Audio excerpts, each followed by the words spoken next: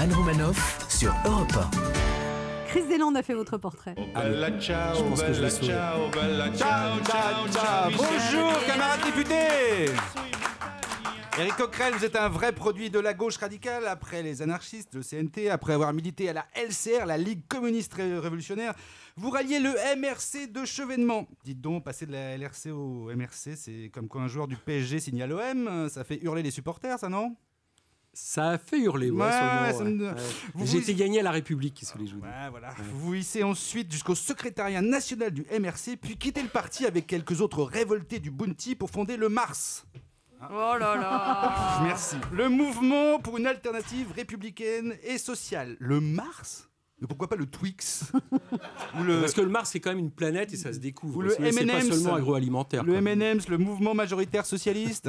Ou le RAIDER, le rassemblement autonome inflexible des énervés radicaux.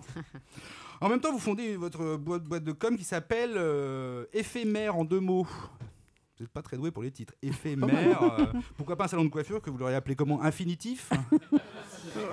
Ouais. Non, mais éphémère, c'est quelqu'un qui fait de l'effet, donc c'est pas mal. Oui, mais parce que c'est O2FETS. Oui, je sais. Alors après le Mars, vous tentez la Lune et tentez un rapprochement avec le PC, avec les staliniens du PC. Ensuite, vous contribuez à fonder le Parti de gauche en 2008, donc, où vous occuperez le poste de secrétaire national aux relations extérieures et unitaires chargé de l'approvisionnement des merguez pour les manifs. Enfin, après des années de militantisme, de manifs, après des centaines de réunions dans des arrière-salles de cafés enfumés, à parler de lutte des classes et dictature du prolétariat avec des militants de la 4e internationale, après des tas de meetings avec des profs d'éco en veste en velours élimé à la laine incertaine de tabac brun et de bière blonde, vous êtes enfin élu député de la Nation en juin 2017. Avec les députés Ruffin, Obono, Quatremain et quelques autres, vous incarnez l'opposition frontale au gouvernement ni de gauche d'Emmanuel Macron. Première décision de la France Insoumise, tremble République En Marche, vous décidez de ne plus porter de cravate à l'Assemblée. Bon, c'est pas mal les gars, mais vu qu'avec la politique fiscale actuelle, les Français se retrouvent en slip, vous auriez pu aller un peu plus loin.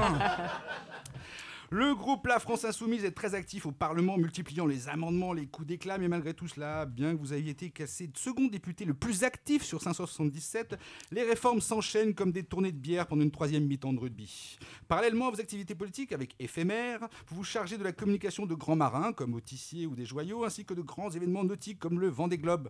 C'est curieux que vous ayez choisi la voile, c'est pas franchement un milieu gauchiste entre les frères Perron et Kersozon. Vous avez dû vous sentir parfois un peu seul à la Trinité chez Jeannot. Quoi qu'il en soit, bon courage, monsieur le député. France Insoumise, le combat va être rude entre les ordonnances et les reportages hagiographiques qui pullulent sur les chaînes de télé pour fêter les 1 an de Jupiter 1er. Il paraîtrait d'ailleurs qu'il n'y a plus une boîte de cirage ni un tube de vaseline disponible dans les rédactions des chaînes publiques. Merci de votre présence ce midi, monsieur, dans un des bastions de l'oligarchie médiatique. Oh bella ciao, ciao, ciao, mi seppellirai. Alors Anne Romanoff sur Europe 1.